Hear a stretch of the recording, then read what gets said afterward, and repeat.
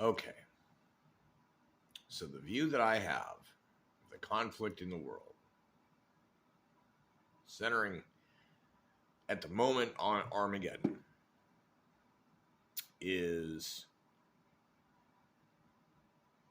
the two sides, everything to do with their conflict has been fostered along the way by certain world superpowers.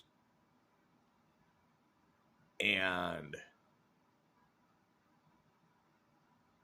some of these world superpowers, over the years of engaging in the modern fiat currency, non-gold based dollar kind of thing, have borrowed heavily from other countries with interest. The income tax in the country here in America goes toward paying off the interest on these deficit loans. You hear them talking about a spending deficit, a budget deficit, that money that they have, that they need, that they get, comes from somewhere. Most of it has come from China, although for them to loan that money to us is basically printing new currency.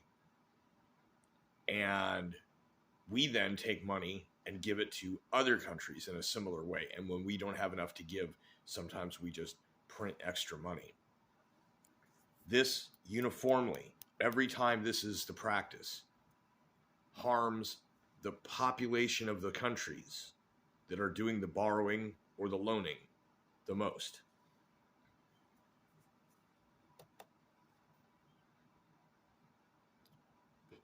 The countries themselves are, in this sense, really just the government.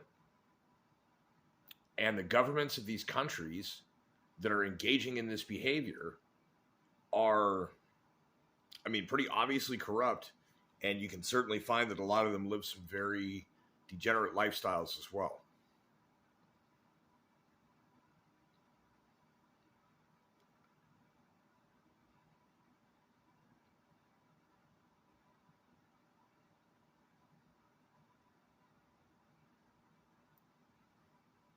The central conflict is almost moot.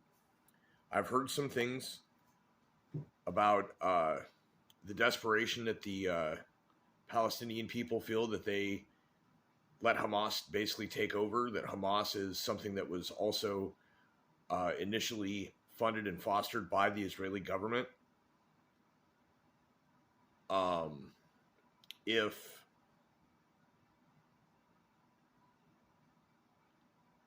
all of these superpowers that are, it's like, while this thing is going on, like the US has got like aircraft carriers and whatever in either the Persian Gulf or the Mediterranean.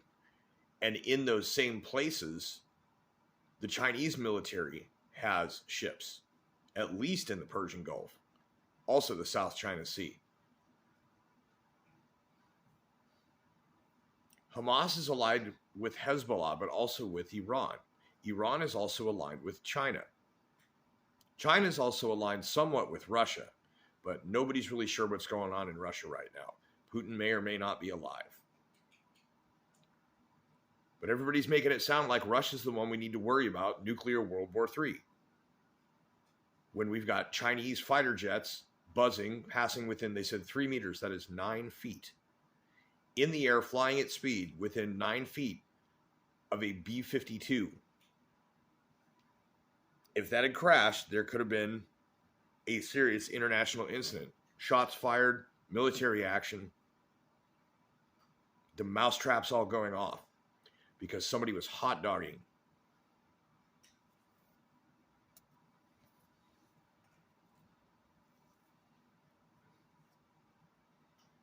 But this is all only happening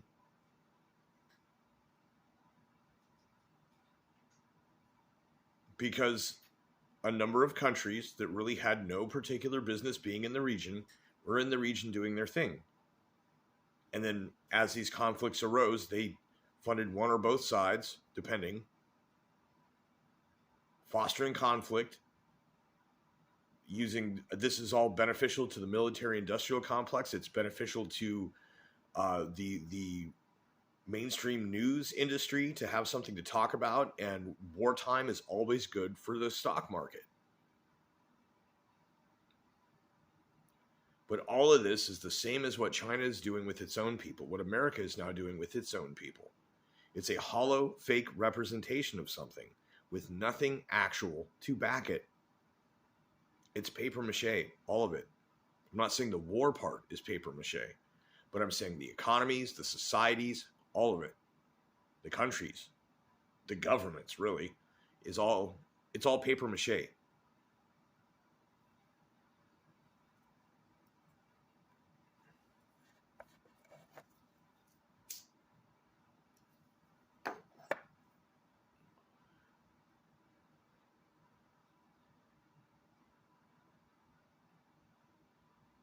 Meanwhile, a number of countries are trying to get rid of what can only be described as corrupt puppets of an organization that claims to have the economic future of all mankind as its purview. I'm talking about World Economic Forum. These people, their lackeys, their cronies, their idiots, are still in power in some places. Don't forget, just last year, and in the year or two before that, some European countries, some other ones in other places, whatever happened to South Africa, they were killing all the white people down there at one point. Presidents being ran off from the executive mansion because of corruption, because of the idiotic things that they're doing. Farmer strikes, trucker strikes, convoys. You remember this?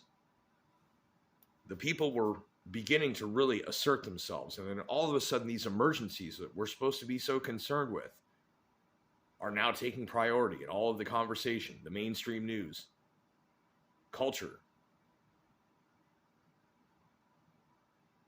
And it all centers around this goofy Armageddon fight over a chunk of land.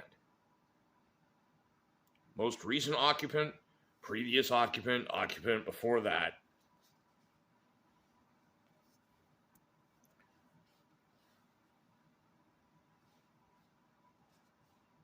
All of these people ultimately descended of the same patriarchs. This is relatives, genociding relatives. And ultimately, their patriarchs came from somewhere else and conquered that land.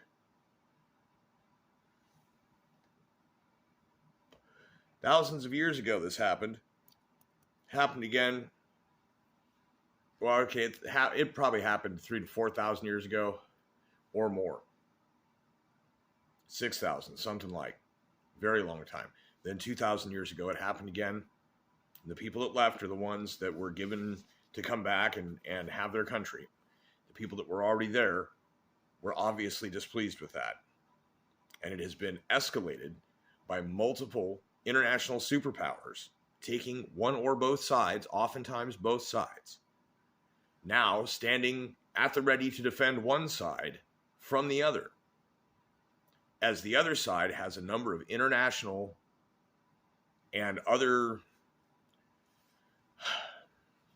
they're not other countries, they're just organizations that are willing to work with them, and other countries that are aligned.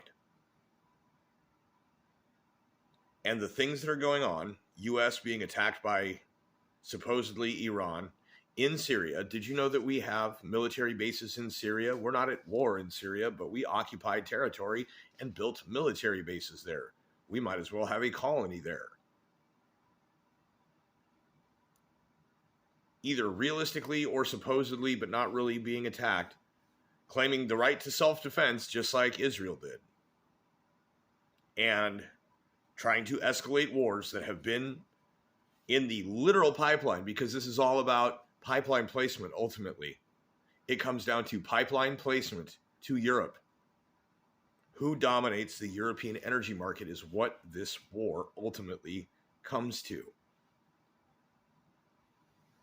It's not about somebody's holy land. It's not about freedom. It has been pointed out that Russia got the part of Ukraine that it wanted and has not advanced any farther.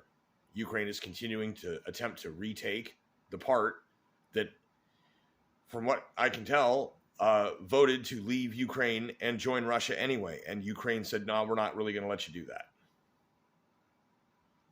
None of it's about freedom. None of it's about human rights. None of it's about religion. None of it's about holy lands. None of it's about currency, really, although some of it is. It is about who controls, who makes the money off of selling petroleum energy to Europe. And the property being fought over is kind of crucial to defending or maintaining a route for such a pipeline. Fostered by a bunch of governments tricking their own people, tricking everybody else too.